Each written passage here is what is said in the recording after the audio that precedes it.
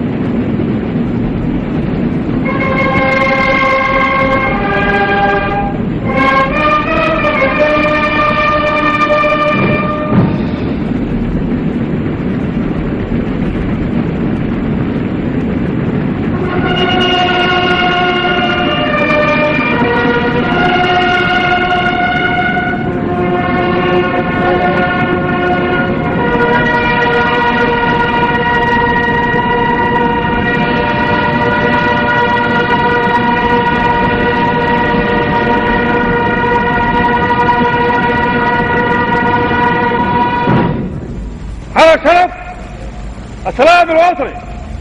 سلام سلام.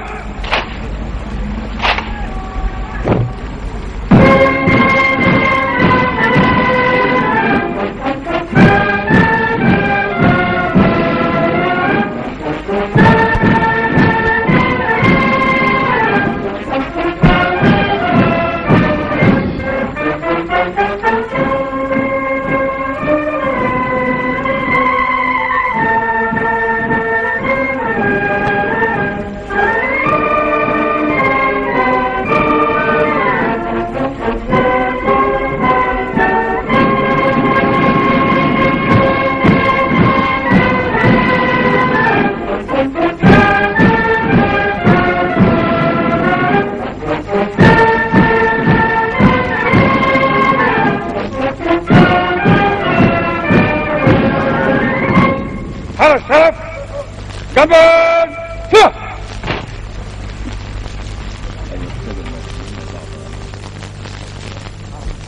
إن القوات المسلحة المصرية هي القوة التي فتحت بانتصار السلاح منطلقا نحو آفاق السلام العادل الذي يجنب المنطقة ويلات الحروب ويوقف نزيف دم أبنائها.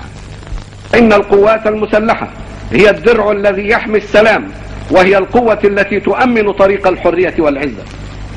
من هنا فالقوات المسلحة تنفيذا لتعليماتكم لي يا سيادة الرئيس ستواصل العمل بكل عزم حتى تظل قوية متطورة تدريبا وتسليحا، وحتى تكون على أتم استعداد لأداء مهامها في كل وقت وفي كل اتجاه، مجسدة لدور مصر ومسؤولياتها العربية والإفريقية على حد سواء، ومشاركة بالمناسب من إمكانياتها وطاقتها في دفع عجلة البناء والتنمية. فالهدف أولا وأخيرا هو الخير لمصر أرضا وإنسانا، بناء وتعميرا، حرية وازدهارا. سيادة الرئيس، إن القوات المصطفة في الساحة أمام سيادتكم الآن هي قوات رمزية من الجيشين الثاني والثالث الميدانيين اللذين كان لهما دورهما التاريخي البارز في معارك أكتوبر المجيدة. وقبل أن أصحبكم يا سيادة الرئيس في جولة تتفقدون فيها تلك القوات، أود وأنا ابن القوات المسلحة الذي يعرف طبيعة الإنسان المصري المقاتل أن أؤكد لسيادتكم أمرين. الأول أن القوات المسلحة تدرك معنى أن تظل قوية ساهرة، وكيف ولماذا يتحتم أن تظل قوية ساهرة. والثاني أنها لا تنسى ولن تنسى شهداءها الأبرار وجرحاها الأبطال الذين رسموا بتضحياتهم طريق مجد الوطن وعزته.